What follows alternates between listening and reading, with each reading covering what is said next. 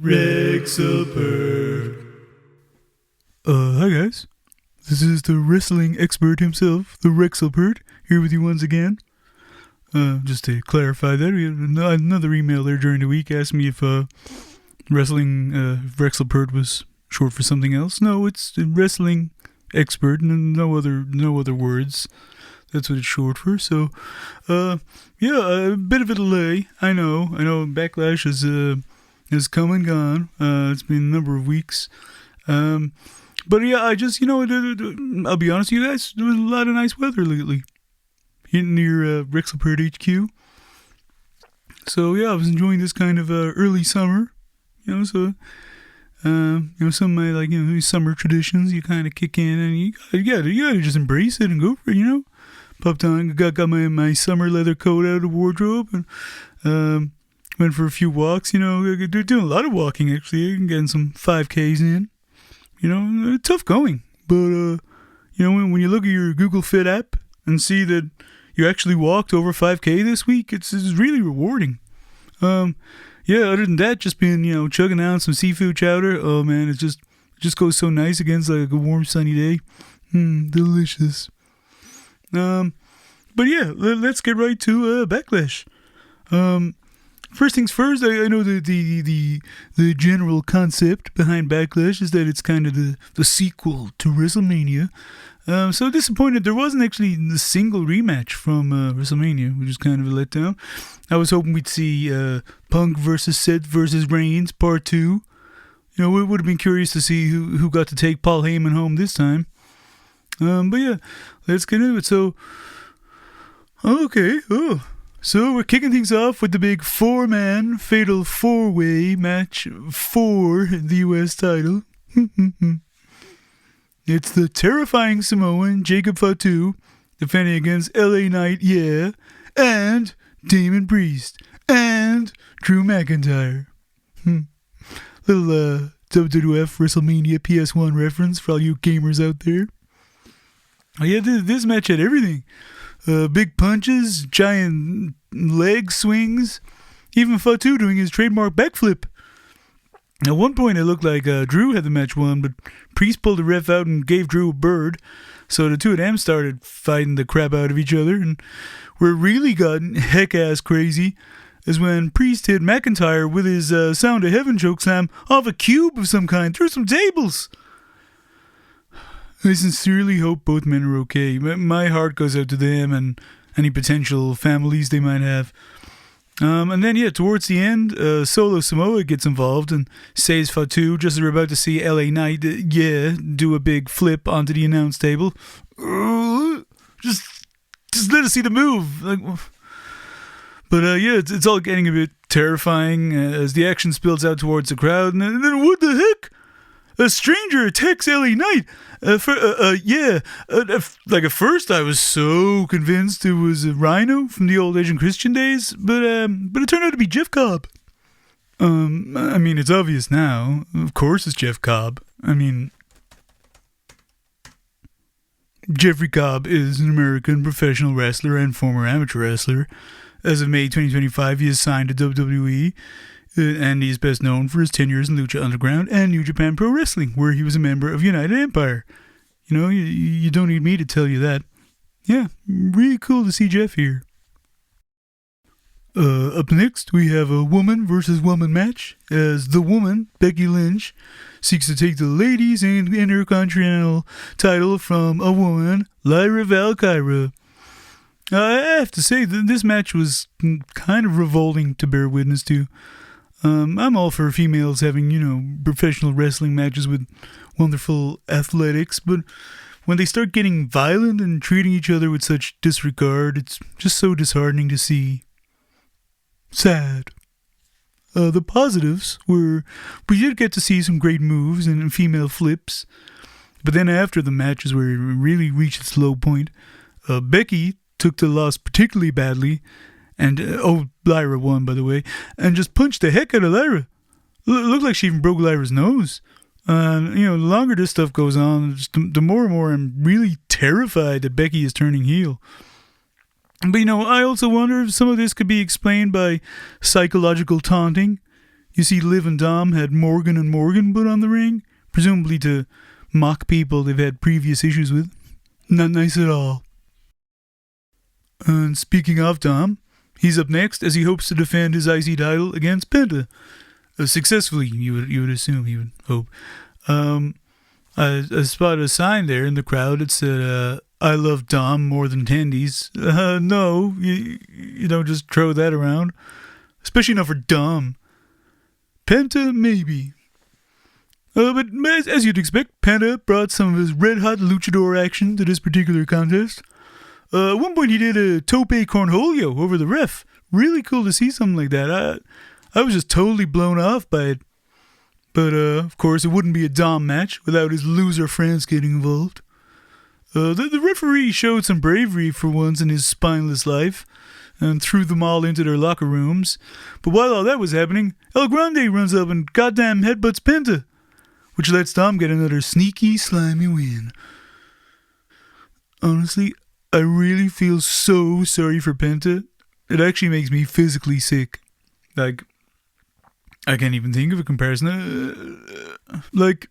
Imagine you've received bad news about them discontinuing online support for your favorite game while trying to eat as much pizza as you can before your housemate gets home. Not a day I want to relive. Next up was the match between the Ring Gunther and the commentator Pat McAfee. Not much to say, other than Gunther must be terrible at doing sleeper holds. He tapped out to one in seconds at WrestleMania, yet it took him several really long attempts to beat a commentator with one. Maybe you need to put some more gym time in, buddy. You know, I know I'm not some big guy who lifts muscles, but I think Gunther could use a few extra arm flexes. And then after the match, he nods respectfully towards Pat. Wholesome. And now I have something very special for you guys, as Backlash is, one of WWE's major PLE events. A while back, I did a countdown of some of my top 10 signs that I'd bring to a wrestling show if I ever went to one. And I really liked that idea. It went down really well, so I'm going to do, I couldn't think of 10, but I'm going to do a top 5 countdown now of just some really cool wrestling chants I came up with. I'd love to, if I ever went to a show, I'd love to have somebody join in and do some of these chants with me. Just really feel like, something special being part of. You see those guys going, Cody Rhodes, and all that kind of thing. It's just an amazing feeling, I imagine. So, so here's my top 5 chants that I would do at a wrestling show if I ever went to one. 5, 4, 3, 2, 1. 5. So, at number 5, we have Wrestling is Awesome. 4. Just keep wrestling. 3. I love being here. 2. Yeet, yeet, yeet, yeet. 1.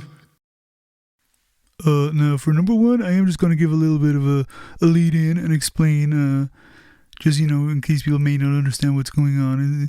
I really love the let's go Cena sucks, that kind of thing where there's like a call and response and you got, two groups of fans chanting stuff back and forth at each other like that, and it just has this nice kind of a friendly conversation kind of thing. So I'm trying to do a kind of like a let's go Cena sucks kind of thing with this one. So here we go.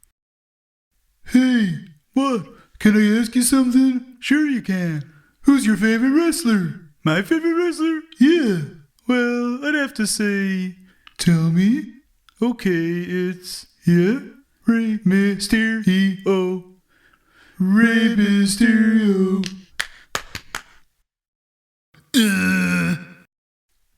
So that little buzzer sound would indicate that we are at the end of the top 5 chant section. Yeah, I'm really proud of those, especially that last one. I'm really pleased with the, really captured the whole back and forth thing that you get in the arenas, so I'd love for that to catch on if I ever make it to a show one of these days. But now, it's main event time. Wrexlepert. So, here we are, one final time. After 20 years of wrestling with each other and at each other, millions of matches up and down the road, who knows how many trips to McDonald's together, John Cena and Randy Orton will have their final battle to the death. Now, I will address the sleeping dog in the room, John Cena's boots. This boots saga. I'm frankly a little tired of it. As you can see, John Cena isn't wearing his special white boots. Even furthermore, he stopped replying to my emails.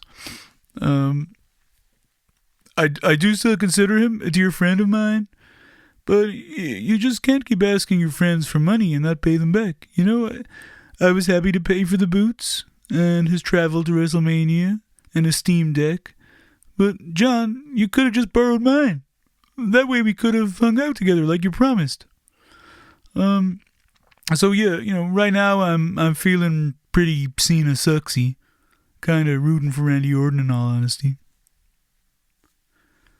Throughout the match, Cena and Orton executed their respective moves. At one point, Cena attempted Orton's big running face kick, but Orton moved his eyes and stuff out of the way. And then Cena tries to hit Orton with the belt, but RKO! Please, Randy! 1, 2, 3, no! Orton slammed Cena into the special Netflix strength table, and then all the way through another table he found somewhere. Eventually the referee got clonked with the belt, and this is where everything just went to heck in a hot dog. Referees, guys in suits, you name it, all getting RKOs and punched around the place. Then, as Orton tries to kick Cena's face away, R-Truth comes out and blocks Orton. Man, what the hell are you doing? This is a war zone, you're gonna fucking die! Randy hits a R-Truth KO, giving Cena the chance to do his trademark little scumbag move of striking Orton right in his male genital shaft, and won the match. Then he talks about how great he is, blah blah blah. Why don't you go to hell, John? Or, just fucking hang out with me. Wrexlepert.